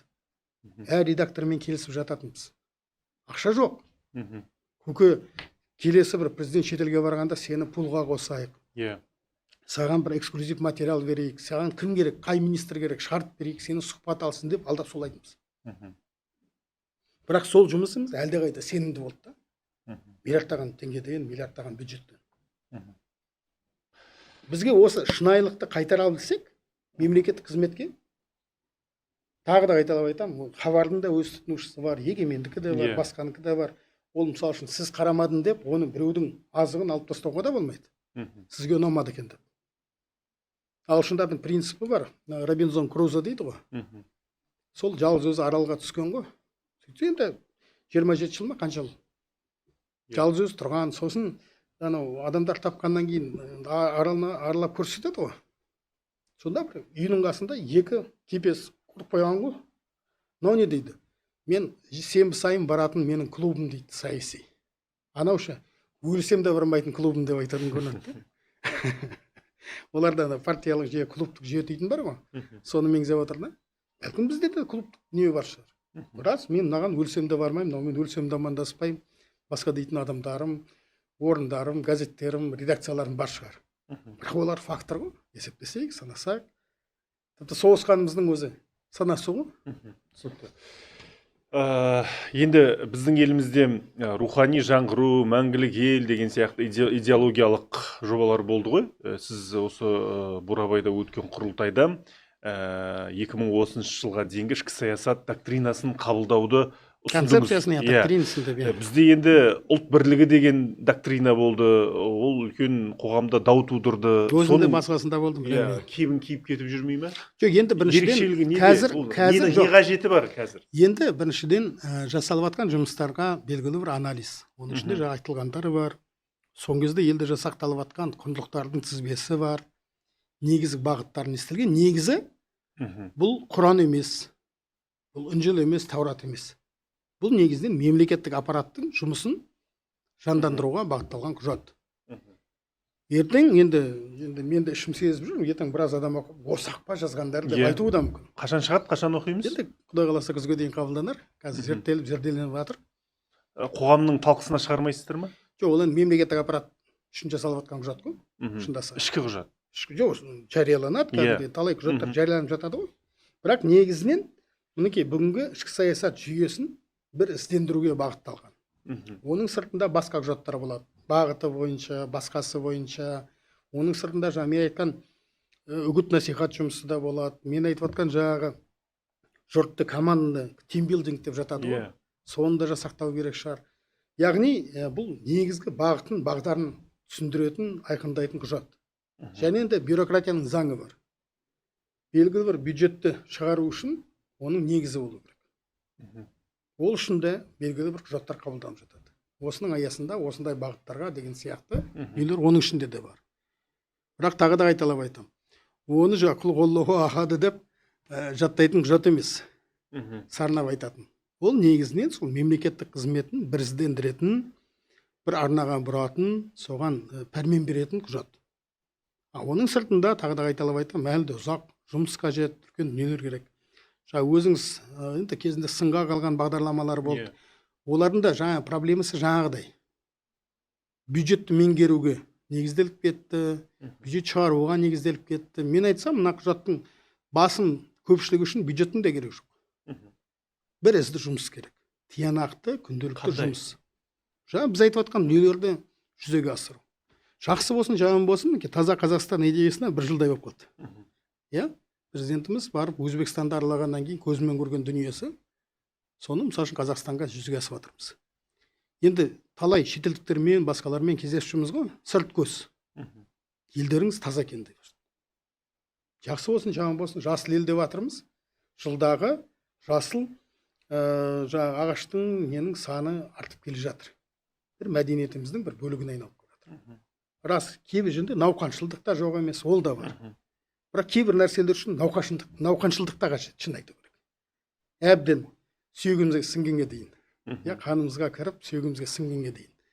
Сол тазалықтың мысалы үшін бір маған ұнайтыны, мына кез келген нәрсе, кез келген идеологиялық дүние белгілі бір индустрияға айналып кету керек те. Қарапайым ғана мысал келтірейін, мына көптеген елдерде ұлттық мейрамдары бар. Кем дегенде бір агросаланың бір бөлігімен байланып қалған. Мына күн келетін болса бауырсақ пісіреді, мына күн келетін болса жұмыртқаны пісіреді деген сияқты христиандық мейрамдар, мұсылмандық мейрамдар белгілі бір бизнеспен бірге қатар жүріп отырады. Сонда өзін өзі жасақтап алып кететін жағдай. Құрбан келсе қой соямыз. Талай біздің қойшыларымыз осы жылды күтіп жүреді. Құрбан қашан келетіні, соған бару керек, қалаға жеткізу керек, менің қойым керемет деп мақтап, бүкіл қазір инстаграмда неде өзіңіз мақтап атқан қойшы да, сиыршы да, жылқышы да көбейді ғой. Сол сияқты әр мысалы үшін сала белгілі бір экономиканың индустриясымен байланып жату керек. Мінекей тазалық дейміз. Тазалық деген тек қана адамға сенуден басталмайды. Рас, заңды күшейттік. Талап күшейді. Қоғамдық орында тентек болуға, қоғамдық орында жаңағы боқсығыңды төгуге, басқасына деген сияқты заңдар күшейді. Бірақ ол біріншіден ішкі талап болмаса, тағы да қиын. Яғни, мына біздің осы тазалық деген идеяның өзі біздің Қазақстандағы әкімшілік шығындардың санын көбейткені рас. Есесіне өзіміздің азаматтарға жұмыс орнын жасап отырмыз. Таңертең 7:30-да шықсаңыз, тырбыңда бәр көшенің бойында қазір сыпырып жүреді, қыста қарын тиіп жүреді. Бұл да белгілі бір жұмыс орны. Оған кезең-кезеңмен келеді. Қыс болатын болса, қар күреу керек, жаз болатын болса, шаң сыпыру керек деген сияқты. Бұл да сол сияқты әр осындай сала жасыл ел дегенде, былай қарасаңыз, жылына бір рет бардыңда ағаш ектім дейді. Ал шындап келетін болса, оның артында тұрған индустрия пайда болды. Ағаш өсіретін, кішкентай бұтақтардан бастап үлкен ағашқа дейін өндіріп атқан мемлекеттік те қаражат бар, жеке меншіктік қаражат бар. Қазір телефонмен, интернеттен 10 компания тапсаңыз, сізге қандай ағаш керек? Пальмаға дейін алып келеді керек. Яғни өзін-өзі ақтап, өзін-өзі жаңа жұмыс орнын құратын осындай дүниелерге айналған сайын, олар қоғамның ішінде дендей береді. Өйткені кез келген бизнес, кез келген экономикалық бағыт өзін-өзі қолдауға, өзін-өзін өсіруге мүдделі. Банкты алайықшы. Енді шын айту керек, дүкеннен кейінгі халықпен ең етене көп жасайтын бизнестің бірі. Банкты қорғаудың керек жоқ. Олардың өздерінің пиар бюджеттері бар, олардың өздерінің түсініктері бар, өздерінің сарапшылары бар, өзінің лоббистері бар, өзін-өзі ақтап, өзін-өзі қорғай алады. Немесе жаңағы мұнай саласын алайық. Оларды қорғаудың керек жоқ. Өзінің заңгері де бар, лоббисті де бар, басқасы да бар дегендей. Сол сияқты идеологияның дұрыс бір арнаға бұрылу үшін менің ойымша жаңағыдай бір экономикалық негіз керек сияқты. Ал сол концепцияда мынау мемлекет құраушы ұлт қазақтың рөлі, басқа ұлттар алдындағы жауапкершілігі айқындала ма? Енді ең алдымен қараңызшы, конституцияда бәрі жазылған ғой. Сол бір сөзді қайталаған сайын не өзгереді? Конституцияға негізделейікші. Болды. Енді біз қазір қазақ халқы біз мемлекет құраушы ұлтқа, ұлттық мемлекетке, толық ұлттық мемлекетке ауысуды соған енді шындап келетін болсақ, біз қазір ұлттық мемлекет құрып жатырмыз. Федералды мемлекет емес, басқа емес, унитарлы ұлттық мемлекет құрып жатырмыз. Ол үшін қосымша қандай құжат керек? Біз по факту 364 күн осымен айналысамыз. Бір күн жарайды жаңағы ассамблеяда сөз сөйлейтін шығармыз. Оның өзінде 12-ге дейін отырамыз, 12-ден кейін бәрі өз шаруамызды жасап жатырмыз ғой. Сонда қосымша бірдеңені айта бергеннен, жасай бергеннен гөрі, айта бергеннен гөрі ақырындап жасай берген жақсы. Ол айттық жарайды, ол құжат қалды, сосын жарайды. Басқасы қабылданады. Мемлекет құраушы ұлт қағазда емес, мемлекет құраушы ұлт мына жерде, сосын мына жерде. Оны қазақ халқы қазір сезіне алып отыр ма? Жоқ, өкінішке орай. Неге? Әлі де болса жаңа кезіндегі фобиялар, кезіндегі ұрандармен әлі жүрміз. Қандай? Қорқыныш, үрей, мемлекетіміз жойылып кетеді. Біреу жаулап алады, Қытай жаулап алады, орыс жаулап алады, басқа жаулап алады. Ыдыраймыз, азамат соғысы болады, бірдеңе болады деп өзімізді өзіміз үркітіп, қорқытып белсенділігімізден айырылып кетіп жатырмыз. Бірақ сол мына Қытайдан келіп жатқан Қытай азаматтарынан көрі Қытайға барып жатқан Қазақстан азаматтары көп. 600 мың адамға жеттік. Пандемиядан көп болды қазір. Барып жатқан, бизнеспен айналысып жатқан, техника алып келіп жатқан, инвестиция алып келіп жатқан, біріккен кәсіпорын құрып жатқан дегендер. Енді Қазір мысалы үшін Қытаймен кәсіпорындардың саны артып, Ресеймен біріккен кәсіпорындардың саны едәуір төмендеп кетті.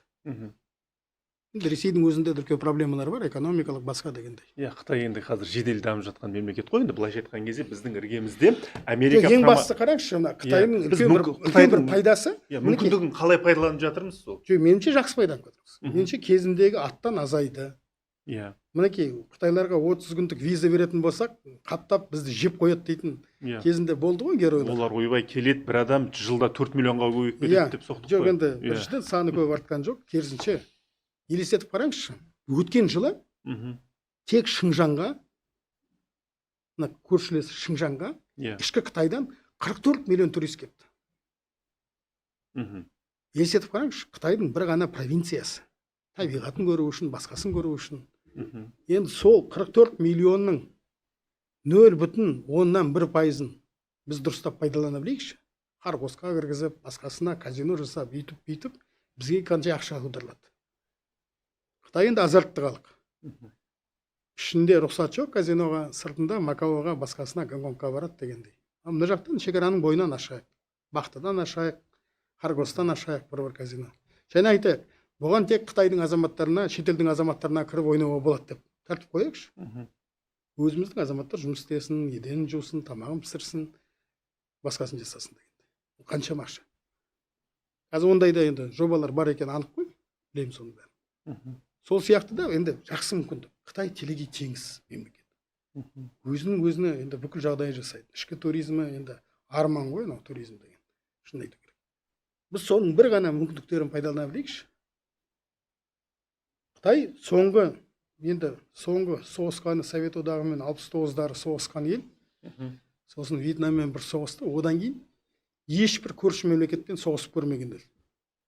Бәрін экономикамен жасаймыз деп тыраштанып еңбектеніп жатқан ел. Бүгінгі күні әлемдік дәрежедегі құндылық қалыптастырушы және тұрақтандырушы мемлекетке державаға айналды. Оның позициясы біздер үшін аса маңызды, әсіресе мынадай көршімен отырған кезде.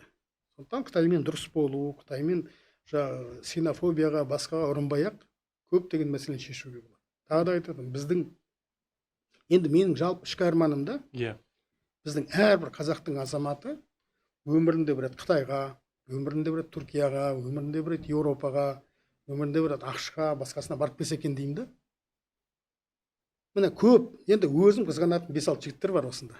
80 елде болған, 90 елде болған деп мақтанып жүретін жігіттер бар. Кәсіпкерлер ғой көбісі. Жоқ, кәсіпкер де бар, басқа да блогер, осы туристік блогингпен айналысатын да қыздар жігіттер бар. Соларға кәдімгідей қызғанамын да. Қандай керемет. Енді Қазақстанның әр облысында болып, әр ауданында болып шықтым. Бірақ мысалы үшін әлемнің енді біраз еліне армандап жүрмін. Енді бүкіл қалған өмірімді осыған арнайын ба деп отырмын да. Жылына кем дегенде 2 мемлекетке барып аралау дегендей. Енді сіз депутатсыз, қарапайым халықтың көбісі ауданға келіп кейін қайтып кетеді. Астанада болмаған адамдар бар, сіз айтасыз. Өмірінде Астана. Біздің мәселе осында. Біз мына ішкі туризмді потенциалын дұрыс ұғынбай жүрміз да, негізі мектептен бастау керек. Қарағандының баласы Маңғыстауға бару керек, Маңғыстаудың баласы Көкшетауға бару керек, Көкшетаудың орманын көру керек, Оралдың баласы Шымкентке келу керек. Оған арнайы әлемде ондай арнайы бағдарламалар бар. Құдайға шүкір темір жол ұрып тұр. Басқа жағдайларын жасауға болады. Сонда ғана мемлекетшілдік сана пайда болады. Сонда ғана мемлекетке деген жанашу. Сонда оңтүстіктің баласы солтүстік армияға барады, солтүстіктің баласы да армияға барады, батыстың да баласы армияға барады, қызығады. Мынау менің елім екен деп кез келген нүктесі үшін жана ұрып отырады да. Бізге осы жоқ. Мен айтып отырмын ғой, менің мысалы үшін бар басқа қазақтан артықшылығым, енді кезінде қанша жылдан бері кеттім, мемлекет қызметте болдым, мында болдым, қоғам ішінде жүрдім, қайттан келіп жатырмын мемлекетке. Бірақ Қазақстанның бар аймағында, бәр облысында. Мен сізге айтайын, депутаттардың арасында да кейбір облыста болмаған депутаттар бар. Бұлай ойласаң, мүмкіндігің көп сияқты, бірақ шын мәнінде жұмыстан шыға алмай жатасың. Қарапайым халықтікі өзімен өзі. Әрі кетсе көргені өзінің облыс орталығы болды. Сол облыстың дәрежесіне Ауданнан шықпаған, шықпаған ауданнан адамдар бар. шықпаған адам бар. Ал енді менің айтып отқаным, біздің қазақ әлемнің бес нүктесінде болса, ана жерде халықтың немен қалай өмір сүріп жатқанын көзімен көрсе, салыстыра білетін болса, кішкене болса да санасы өзгереді екен да адам. Кішкене кеңдік пайда болады екен. Сенің басқа жұрттан айырмашылығың жоқ екеніне көзің жетеді. Кем де емес шығарсың, бірақ артық та емессің. Енді біздің Қазекең Астанаға, облысқа тек тоймен құдалыққа ғана шығады ғой енді, шындығын айтайықшы. Тоймен құдалық туризмі қаттанып кетті. Бірақ сол той бизнестің ақшасына сол туризммен де айналысуға болады негізі ше. Ал енді басқа облыстарға барып көрмеген депутаттардың мына тұтас Қазақстанға бір ситуацияға баға беруі қиындау болады. Өйткені парламенттің мәжілісін аштыңыз, оң жағыңыз Ақорда, сол жағыңыз бәйтерек, жаңағы перделік пікір қалыптасады да. Жол таптаза, қатарлап жатыр. Құдайға шүкір, енді кем дегенде өзінің аймақтарын жақсы біледі қазір. Жылына 4 рет аймаққа заңды түрде шығамыз, кездесеміз, аралаймыз. Ол бұрынғы кездесулер емес. Айғайды да естисің, қарғысты да естисің. Сондықтан бүгінгі парламент кешегі парламент емес. Иә, оны біз айқын көріп жүрміз. Парламент қазір кез келген сұрақ қойылатын алаңға айналды ғой. Енді менің жаман арманым, енді жаман деп жақсы арманым, осы біздің парламентте, мәжілісте жасақталған дәстүрді бұзбай облыстық дәрежеге жеткізсек, мәслихатқа. Дәл мінекей облыстық мәслихатта, қалалық мәслихатта өмір қайнап жатса, анау енді мен қазір заң келеді өзгерістер. Мәслихат туралы, сайлау туралы заңдарға өзгеріс, соның ішіне бір қояйын деп жатырмын да. Бізге мысалы үшін келген министрлерді біз бекітеміз ғой, рұқсат береміз. Сол сияқты облыстық басқармалар бар. Білім басқармасы, денсаулық сақтау басқармасы. Меніңше соларға әкімге келісім беретін меніңше мәслихат болу керек сияқты. Сонда анау кім тағайындағанын сезіп отырасың, халықпен тікелей байланыс, келіп есеп беру. Мен сізге айтайын, 90-шы жылдар басымыздан өткердік қой осыны. Өзімізді облыста жүрген кезде мәслихаттан қорқатын қыраймыз. Қорқатынбыз, шын айту керек. Барып есеп берген кезде, анау бүкіл неше түрлі бір мәслихат үшін 4 жынды жетіп жатыр екен. Былай жүруге болады ғой, шындаса. Бірақ қойылмайтын сұрақтар қойылды, айтылмайтын мәселелер айтылды. Сол өмір анжаққа жеткен сайын, ол ақырындап ауданға, басқасына жеткен сайын, шынайы демократия дегеніміз де осы. Енді мәжіліске демократия ол қаңтардан кейін келді ғой енді, иә? Оны мойындауымыз сөз еркіндігі, ашықтық деген сияқты мәселелер. Енді Тоқаев жай айтып жүр, парламент ықпалды органға айналу керек дейді. Айтыңызшы енді, парламент депутаттар табамдап отырып, үкіметке сенімсіздік білдіріп, министрді орнынан алу, әкімді орнынан алу жөнінде бір нақты. Енді сіздің түсінігіңізше, парламенттің ықпалдылығы біреуді отставқа жіберумен шешіле ме? Менше олай емес. Ықпалды дейтініміз бізде өте табанды, өте байсалды, өте сөзі өткір депутаттар бар. Олар кез келген заңды ұстап тұруға, министрлік, мысалы үшін өз басымда керек жағдайда мен де тіресем. Сағат 5-тен кейін аламда 7-8-ге дейін министрлерді бір кабинетке қамып қоям. Мінекей мына заң бойынша ортақ мәмілеге келмей, ешкім ешқашан шықпаймыз деп айтамын. Отырамыз бәріміз, телефондарын кіргізбейді олардың. Министрдің қызметкерлері ғой. Қарындарың ашса, пицца алдырайын деймін. Бірақ осы мәселені шешеміз. Бір кезде ақырындап не істей бастайды. Барып басшымен сөйлесуге ғой, мінекей. Приемныйға бар да звонда дейді. Келеді, біз осындай позицияға келісеміз дейді. Онда келіссек, осы жерден жазып жіберейік те, ертең заң шығарған кезде таласпай, осы немен өтеміз. Келісесіңдер ме? Келісесіңдер. Меніңше жұмыс осы. Қалғаны популизм дейсіз. Жоқ, бізде де дауысы қатты шығатын, қатты сөз айтатын депутаттар бар. Бірақ шын нағыз жұмыс осы көрінбейтін, жұрт біле бермейтін жұмыс осы. Мен сізге айтайын, мынадай мысал келтірейін. Мемлекет қызметте жүргендердің біразын білемін ғой, бұрын істеген, қазір істеген. Бірнеше вице-министрдің әңгімесін, басқасын білемін ғой. Бірақ қазір мысалы вице-министрлікке адам іздеп қиналатын жағдайға жетті. Бұрын істегендер шақырса айтатын көрінеді, в этот парламент я уже не пошел деп айтады дейді. Осыдан екен өлшей бер. Сұрау бар, мәселе бар, кейбір кездері сағаттап отыратын, айтысатын кездеріңіз болады. Ішкі жабық түрде, басқа түрде, ішінде айтылмайтын сөз айтылады. Бұл да жұмыс. Міндетті түрде біреудің басын жару керек дейтін болсақ, ақылдасайық. Ербол айтты, біреудің басын жармай, сіздердің ықпалды болғандарыңызға сенбейді деп айтайын басшылыққа. Бірақ мәселе меніңше ондай емес. Мәселе жаңағыдай біздің табандылығымыз, біздің бір мәселеге кіріп, мысалы үшін, енді депутат үшін высший пилотаж дейміз ғой. Бір заңды нөлден алып, бүкіл министрлікті аралап отырып, келістіріп, сол заңды өзің ойлағандай алып шықсаң, ең үлкен бақыт осы. Бастан аяқ бір заңды идея тұрғысынан бастап, алып шығып жүргізу. Алдағы аптадан бастап, 2-3 депутат қазір шекаралық аудандар мен аймақтар дейтін заңды кірісейін деп жатырмыз, нөлден бастап жатырмыз. Құдай қаласа келесі жылы қабылдап жататын болсақ, келесі құрылтайға дейін. Президенттік тапсырмасы бар, басқасы бар. Сол үшін мен өзімді бақытты сезінер едім. Сол сияқты дүниелер ғой айналып келген кезде адамның, депутаттың өміріне, адамның өміріне мән береді. Неке, ертең тарихта қалудың жолы осы. Неке, заңның астында тұру керек. Осы заңның бастамашысы, осындай депутат, осындай депутат, осындай депутат, осындай қырғынмен өтті, стенограммасы бәрі бар. Әр жиынымыз, мәжілістің бір ең үлкен бір кереметі, басқа мемлекеттік органнан біздегі кез келген жиналыс стенограммаға түседі. Ертең кез келген министрді, кез келген шендіні ұстап алуға болады. Депутат ұстап алуға болады, әрине. Сіз былай деп едіңіз ғой деп. Бірақ бізді ұстай аламыз ғой. Екі жауапкершілік. Ал сен егер жаңағыдай қатты сөз айту арқылы жауыңның санын көбейтуі мүмкін. Мемлекеттік органдар саған кішкене ызамен қарауы мүмкін, кектенуі мүмкін, басқа етуі мүмкін.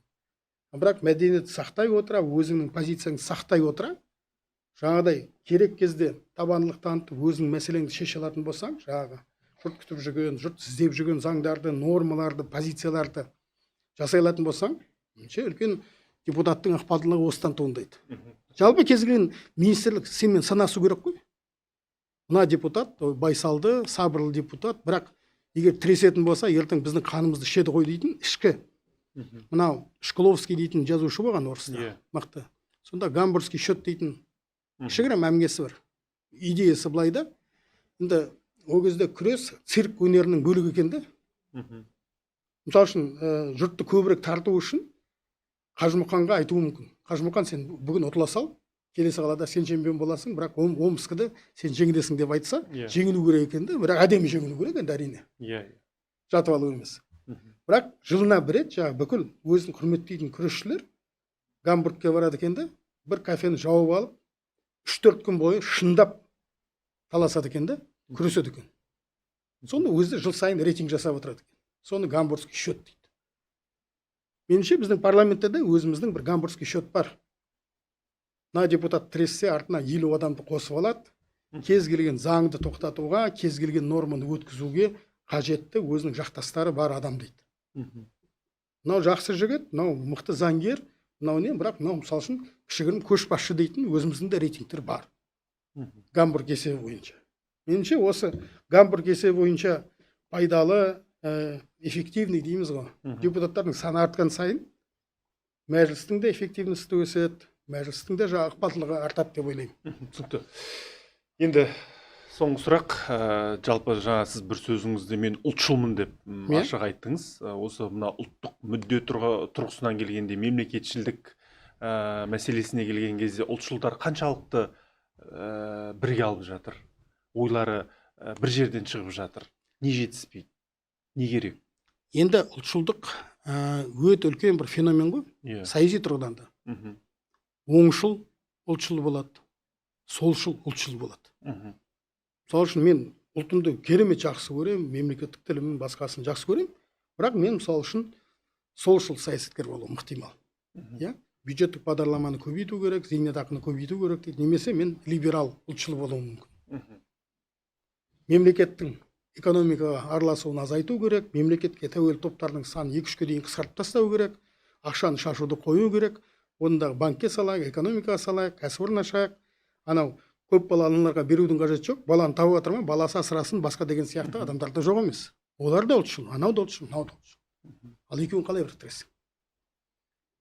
Сондықтан үлкен платформа ретінде, ең үлкен платформа ол тәуелсіздік қой, мемлекетшілдік пен тәуелсіздік. Осының төңірегінде бірге алатын болса, жеме-жемге келгенде, жау келгенде окопта бір жаққа қарап, оғымызды бір жаққа бұратып атсақ, ол жетіп жатыр. Бірақ айтып отырмын, өте күрделі феномен.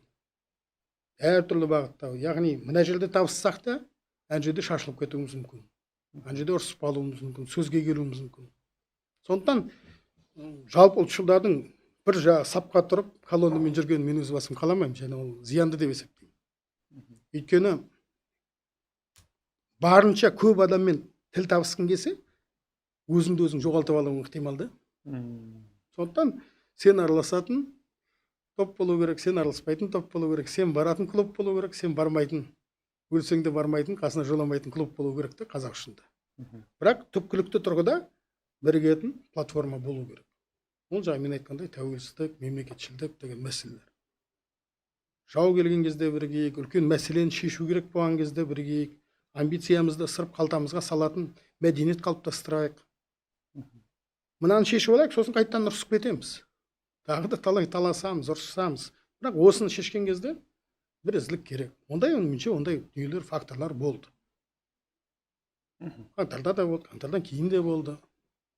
Кейбір заңдарды осындай принциппен ғана қабылдап ататын жағдайымыз болады. Біз енді Аманат партиясы билеуші партия болғаннан кейін кез келген заңға фракцияны жинап, солидарно дауыс береміз деп шешім шығаруға хақымыз бар. Бірақ енді партияның басшылығы да, фракцияның басшылығы да бұның зиянды екенін сезеді. Тек өте үлкен принципті дүниеде ғана 2-3 рет ғана солидарно деп шешім қабылдағанбыз. Бюджет қабылдау кезінде принципті болды бізге. Топан содан кейін. Сол сияқты нелер болмаса, қалған уақытта ішкі демократияға, ішкі сөздердің, ойлардың айтылуына мүмкіндіктер жасалып жатыр. Жақсы. Жақсы, сау болыңыздар. Бүгін біраз мәселенің басын шалдық. Көп рахмет. Сіздерге рахмет. Бұл Ербол Сейілханның YouTube арнасы. Алдымен арнамызға жазылып, лайк басып, пікір жазыңыздар және міндетті түрде осы сұхбатты таратыңыздар, пікір білдіріңіздер. Ерболдың арнасында елдің сөзін айтайық.